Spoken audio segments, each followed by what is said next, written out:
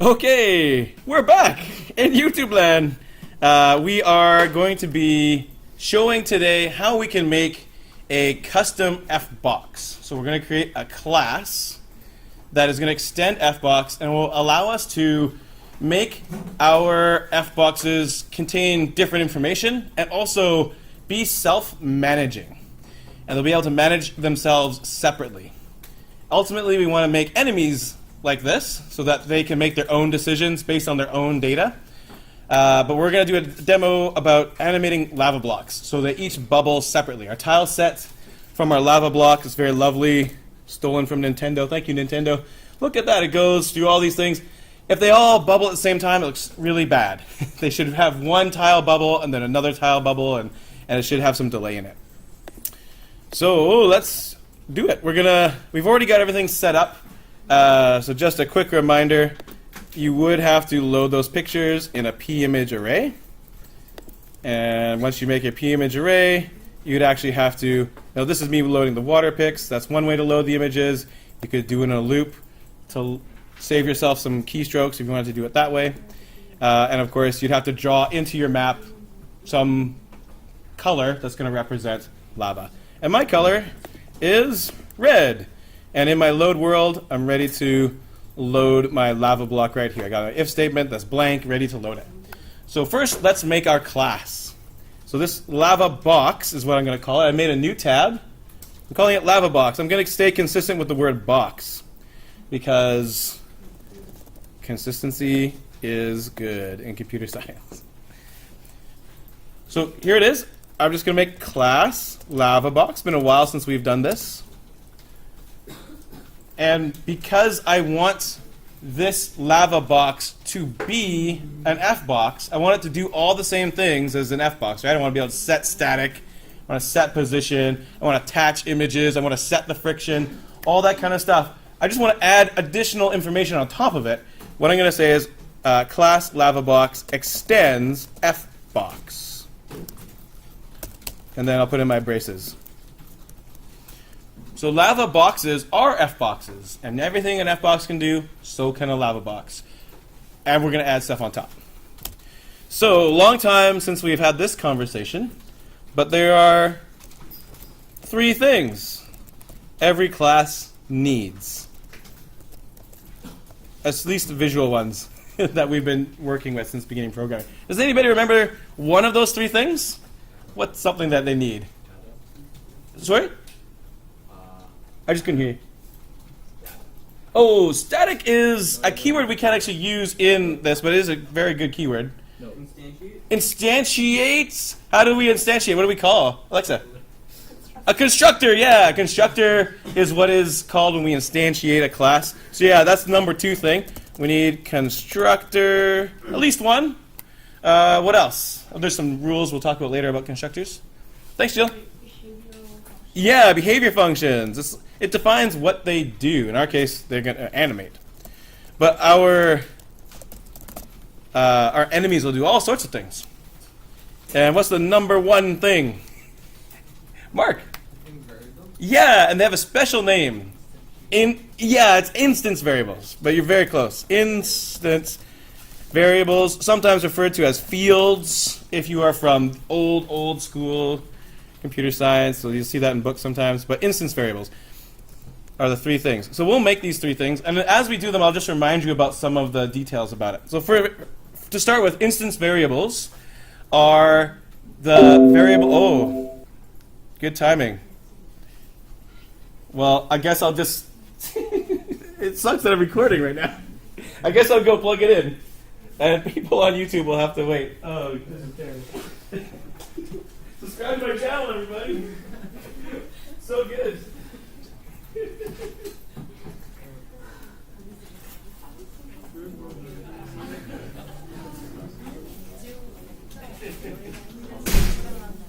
Note to self. But we're going to keep going. That's the problem with recording classes to YouTube videos. And that's why I end up not recording it. But I think it's better to look like a fool and get it done than not to get it done at all. Or, I could just maybe think of these things ahead of time. One of those things. Anyways, we're back. So instance variables, the story with those are the variables that every single LavaBox will have, and they'll be separate. So they'll each keep track of their own, whatever information we give them. And what we need to give them here, this is where we put in the costume number. Because each LavaBox will have a different costume number. It will not always be on the same costume as all of its friends. Yes? All of the F-boxes have their own instance variables, right? Yes, they do. But we can't access them because they're in some class in the Fisica library. So we can't change it. But definitely they have their own instance variables for sure. So I'm going to make a costume number here. And I don't want them just always be animating. I want there to be a lot of time where they're just sitting there, not bubbling at all. So I'm also going to program in a delay variable. So delay will represent sort of a period of time counted in frames where it's not animating at all. And then when it hits a certain number, then it will animate and then reset the whole thing. So there's two kind of variables there. This represents which costume we're on. Maybe I'll just make a comment.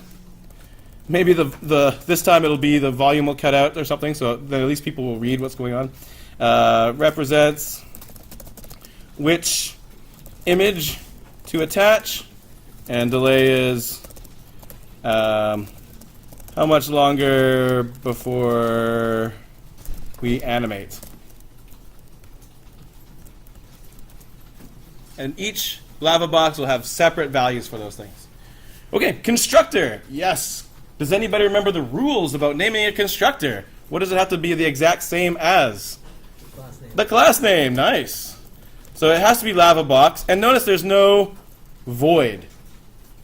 It does not have a return type, not even void return type. It is just LavaBox. That's how you know it's a constructor. You'll see it like that. And constructors, their whole job, I'll write this down. The whole point of a constructor is to initialize the instance variables. We're learning in AP Computer Science a little bit more about constructors. There's some other things they do. So I don't mean to hide that information from you, but it'll just take too long to go into every single detail. This is all you need to know for now. So costume number. What do we start off? Its costume number. I'm going to set its costume number to 0. Oh, wait, I guess I forgot something, but we'll come back to that. And also, its delay. In order to stagger the animations, what I'll do is I'll set the delay to a random number. So a random number, it doesn't really matter what you choose. Between 0 and 500 I'll do. And of course, delay is an int, and randoms return floats. So I'll use my casting operator to chop off the decimals from the random number that I choose.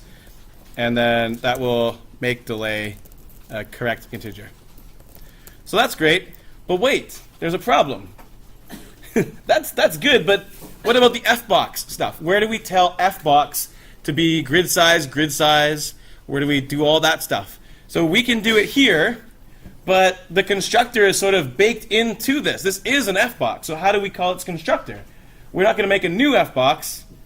It itself can contact the constructor, and it uses a lovely keyword. It has to be the first thing you put in your constructor. So I should have said this first, so sorry about that. But just go ahead and put it at the top. The keyword is super. Super calls the constructor of whatever you're extending. And the reason it's called super is because the class you extend is called your superclass, and the class that's doing the extending is called a subclass. It's not really important to know this terminology because this is the only time we're using super variable. If you take AP Computer Science, there'll be plenty of time to memorize those facts. But basically, this is the constructor. This is it right here for F-box. So let's just remind ourselves, what does an F-box constructor look like? Oh, there's an F-box constructor. So it takes two parameters, right? Width and height. So likewise, we'll send super the width and height. And it's essentially like we're doing this code, but within the class itself. So I'll just copy this over. And it's going to be super grid size, grid size. This is actually calling F-box's constructor. Grid size is the G variable, right? It's whatever. I'm not sure what yours is called. Yeah. The size of the block. Yes, exactly. You got it. So mine's called grid size. Yours might be different. And there's some other things we can do here as well. I mean, this is an F-box, so we can do things like set friction, set static, and all those kind of things. Because we're doing it from within an F-box, essentially, something that extends F-box, it's not going to be like b dot set static. It's just going to be set static. You can just call set static body true. What body are we setting to static? Well, this one, whatever one we're constructing. And there's a few other things we probably want to do. We probably want to attach the first image. We'll attach image, I guess that's LavaPix sub 0. And I think that's probably, oh yeah, set name. Probably should set the name. So we can have collisions and stuff. I'll set the name to lava. Yeah, Matthias. I don't know if this is related to this, but is there a way to change the size of a box? If you made like, let's say I wanted my player to be able to duck, can I make it a different size? I don't know of a way to do it, no. No? I don't think there's a way to change its size other than to replace it with a bigger new box, F box, which doesn't sound efficient. So I don't think you can scale them. Okay, so there's some set name. What about set position? That's something we should do. The thing is, from inside the constructor, we don't know anything about where we are in the image when we're loading it. So I'm not going to put set position in here. I'm going to leave that. But you can put other stuff. You can do set friction and restitution and all that stuff. But I don't care about that too much, so I'll just leave it alone. So that's our constructor. So I want to go now to the load terrain tab. No, yeah, load world tab, sorry. And I want to show you how to use it. So how would you actually make this LavaBox and put it into the world? That's sort of a not obvious answer to this question. So we have a constructor, so clearly we have to use it. So how do you use it? It's going to be actually very similar to the way we make a water or a ground or a spring or anything like that. But instead of making an F box, we're going to make a LavaBox. So inside of my load world, whenever I read red, I'll make a LavaBox. It doesn't matter what you call it. I'll call mine LB, I guess. And I'll say it equals new LavaBox. Now, here's a question for you. Is this the right way to do it? Or is this the right way to do it? And how would you know? Yeah, that's right. So Jill got it. This is not correct. I'm going to delete it right now so that we don't do it. Why do you have to set? You said Fbox grid size. Grid size. But LavaBox, in our constructor, it doesn't take any parameters. See, there's no parameters here. All lava blocks always make themselves grid size, grid size. Fboxes, you can make any size, but we don't actually want lava blocks to ever be bigger than the grid size. So we're just making that happen in LavaBox every time, which means we don't need to send it grid size. So that's fine.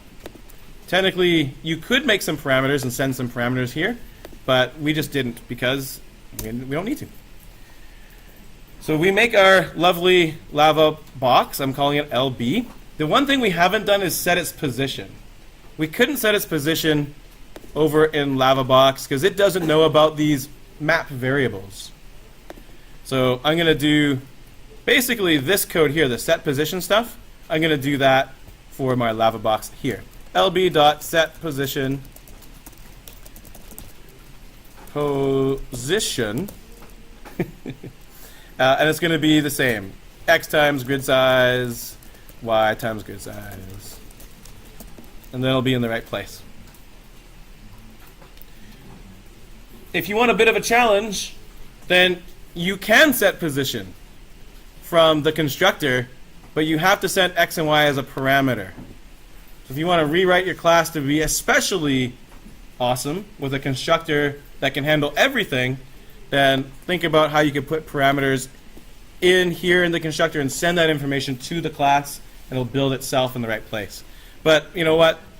We're learning enough new stuff right now. Let's just keep it simple, and we'll set position here in the loop. The only other thing we have to do is add it to our world and to our terrain array lists. So for me, that's called current world. I don't know what yours is called, but mine's called current world. Dot add LB and terrain dot add LB.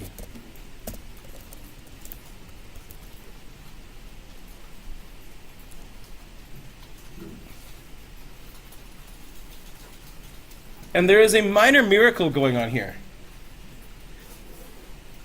The minor miracle is that terrain and current world, they never ever heard of LavaBoxes before. The person who designed Fisica, Richard Marxer, thanks Richard Marxer if you're watching this, by the way. Don't know why you would be, but if you are, thank you. It is an array list. I mean, terrain is an array list of F boxes, right? Not of LavaBoxes. And current world, somewhere in there is an array list. It's probably of F bodies, but that's, you know, even more remarkable. So because we extend F box, LavaBoxes can go anywhere where an F box would go. So we don't have to make some new array list to contain new things. It just goes in the terrain list of F boxes. So that is sort of a wonderful thing. Even though terrain is a list of F boxes, anything that extends F boxes can go in there as well. So thanks, Java designers who made the Java programming language. That helps us a lot. Keeps us from having so many different lists. So that's that. And if we were to run this code, I mean, I'm not sure if you have all the other stuff, like the pictures loaded and everything, but just with the constructor and with us loading things, if I ran this code, we would see, oh yeah, whoops, I didn't delete that. That's something we're going to do in a couple of minutes. I'll get rid of that. So let's run this. Let's see, do we see some lava at least? Yay, there's lava blocks. They're not animated yet, but each one is its own class. So they're separate objects and they'll have separate data. They're not animating yet, so let's go and animate them. Before we do that, is there any questions about loading or about the constructor? No questions? All right, so next is the behavior functions. That's where we're actually going to make them animate. And because it's in a class that we're doing this, each LavaBox object will do this separately and will make its decision separately. So I'm going to make a behavior function called Animate. So it's going to be void. I'll scroll up. Void Animate. And we've already written this code. I probably could even walk away and most of you could solve it at this point. We already did this for the water picks. So the water surface sparkles, right? So it's going to be very similar. But let's do it together to save time, because I actually don't care if you have lava blocks, or lava boxes, or animated lava. I care that you know how to make a class that extends fbox. So I want you to see a full example before you go do it on your own. Excuse me. So what we're going to do is, here's the game plan. Our delay variable will tell us whether or not we animate. So if delay is greater than 0, we're not going to animate. And we'll just count down delay every frame. Tick it down like a timer. As soon as it gets to 0 or less, then we start animating. Once we're done a cycle of animation, we'll reset delay and our animation cycle, and then it'll delay again for another however many number of frames you want to do. So the delay variable is like a timer that will trigger the animation to occur. So I'm just going to say delay minus minus. We're just going to count down delay every frame. And then if the delay variable, we'll say, is less than 0, then we'll actually animate. So that's where our animation code will go in here. So every frame, tick down delay. And once delay gets to 0, it's time to do some animation. How do we do animation code? It's been a while since you did the water stuff, but I'm pretty sure you guys will be able to do this again. Again, we'll just zip through this. So the way we animate things is just attaching another image. So I'm going to say attach image, and then of course we have lava pics is where we get our pictures from, and sub costume num.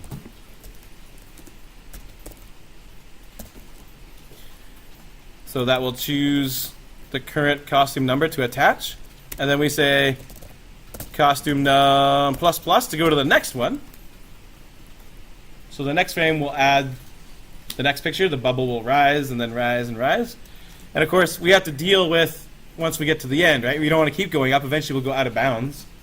So we'll say if costume num equals, I guess 5 will be our last costume number because it goes 0, 1, 2, 3, 4, 5. So I guess actually it'll be 6 because 5 is still valid. So we get to 6. You can say we're greater than 5, whatever you want to say for that. Then we're going to reset our animation. So that's just a matter of setting costume num back to 0. I'm going to attach image. I'm going to attach the original picture. Again, the first picture. And then I'll reset delay. I'll set delay to 500, we'll say.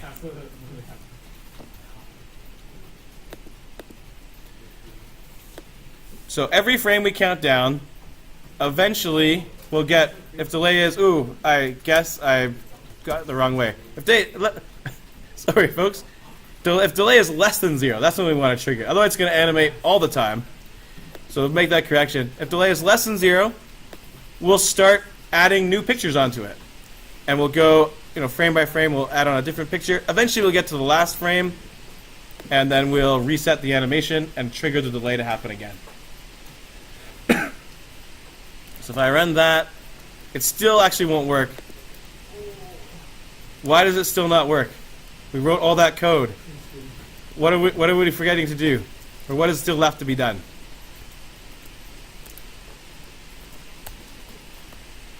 We have this function called animate, right? Functions don't just automatically happen. We have to call them from somewhere. We have to tell them to do their thing. So although we've written this function, and presumably it's correct, we still actually have to tell it to animate.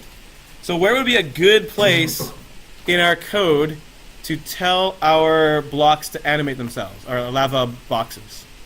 Would we do it in Loadworld? Would we do it in the main tab somewhere? Would we do it in Update Terrain? Or would we do it in Update Player? I suppose Update Enemies is a choice. We don't have anything there yet. What do you think? What's a good place to do it in? Any idea? The main tab is not the worst answer, but there is a better place to do it. Technically, you can make it work in the main tab if you did it in the draw function. Loadworld would actually not be possible. Loadworld happens once in the setup. Although I do appreciate your participation, though, Matthew. That's fantastic. So why does Loadworld not work? Loadworld happens once in the setup and doesn't happen again, or until you call it again. So it's not good for doing real-time updating of terrain. That's not its job. It happens once and is done. So where else might we call this animate function from? We're sort of narrowing it down.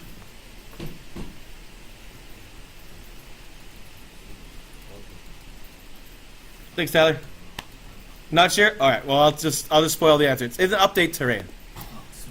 Update terrain. That's where we animate terrain, right? We even have a comment to that effect. That's where we're animating the water.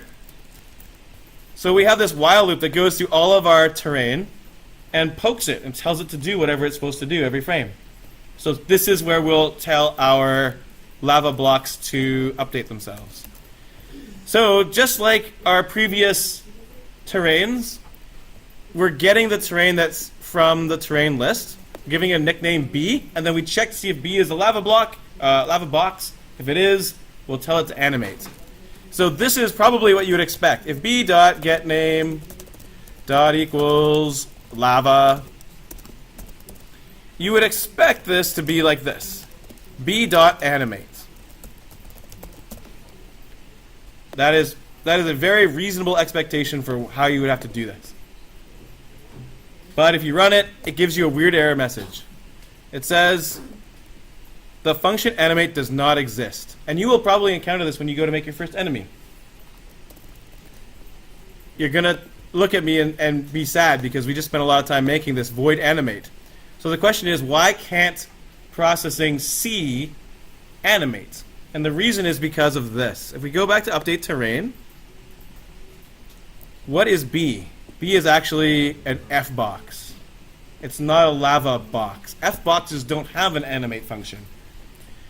So B actually does contain something that is a LavaBox, but because it's of type F-box, it's confused. So here's the solution. It's a little bit ugly. It's called downcasting. I'm going to make a comment right beside this. I'm going to say downcasting. It's probably not a big deal. Whenever you work with an extended class, that's just going to how you're going to have to deal with it this way. In AP, we look up downcasting in more detail. But the way to get around this problem is just to turn B into a LavaBox. And this is how you do it. You use a casting operator, just like we did at the beginning of class when we casted our random number to an int. So we're going to cast our B to be a LavaBox. And then, because of bed mass, the dot animate happens first. So we just put parentheses. Bed mass, I should say order of operations. We put the parentheses around this to make sure the casting happens first. And then animate can happen. And that's called downcasting. And it's not a fact that we'll spend a lot of time talking about. But anytime you want to call a behavior function from an extended Fbox class, you're going to have to do this. If the thing is just an Fbox already, like our water, like our ground, like our spring, you don't have to do this. It's only when you make it a custom Fbox that suddenly we have to do this. So there we go. Wow, we just covered like 4 classes of AP computer programming. Just now we kind of just ignored a bunch of things, like just do it that way. But that'll allow us to move forward. And honestly, the details aren't that exciting. They'll be useful at someday. So now we'll go down here and take a look. Oh, look, they're bubbling one at a time. The animation still looks horrible because it's happening too fast. So we're going to have to put in that frame limit. So it only does it every 5th frame or every 10th frame or whatever. Can you make the Fbox like half the size so you don't float a bubble in the middle? Well, that's a good question. I'll leave that up to you guys to decide, because the animation happens in that space. So honestly, I'll probably just set these to be sensors, so I'll fall into the lava. I don't have to worry about that. But those are details that aren't really neither here nor there. Those are good questions to ask if you want this to be good lava, but I'm not too worried about that right now. But good question to ask. So the last thing is just to do that frame limiting stuff. So we did that for our water, right? We just said if the frame count is a multiple of 5, then we can go ahead and do animation. So we'll put that same if statement inside of our code. I'll go over to LavaBox. And sure enough, this is good stuff to do, but we should only do it if it's, every 5th frame or every 10th frame or whatever we want to do. This makes the code look pretty ugly, so I'm just going to put the brace in. So I've wrapped this whole thing into a frame count, checking to see if it's a multiple of 5. And if I run that, I think it'll look reasonable. Hey, there we go. Look, they're bubbling. Bubble, bubble. Bubble, bubble. So we can sort of change the delay and the frame count to get the desired effect. But in many ways, the most important thing here is that we've created blocks that update themselves, that have their own unique characteristics, have their own unique decision making. And all we have to do after we make the class is to tell them to do their things. We just have to tell them to animate. And they'll manage their decisions about how they animate individually and separately, however we program the class. So in some ways, what the animate function does is interesting and useful, but that's not what I want you to take from this lesson. If you take that, then that's good. What I want you to take from this lesson is that we're going to be able to extend Fboxes to make custom self-managing Fboxes, and we can define their properties and their qualities and give them new properties that Fboxes never had before. Things like costume numbers and delay timers. Later on, we'll be adding hit points. We'll be adding in damage. We'll be adding in ammunition and all sorts of stuff. And we'll be able to define how they make their decisions with functions. And we'll have some kind of loop that will go through all of those things, and we'll just prompt them to do that thing. We don't have to do anything different for each thing. We'll just tell each one to animate, each one to shoot. We'll tell each one to spawn minions, or whatever it is we teach them to do.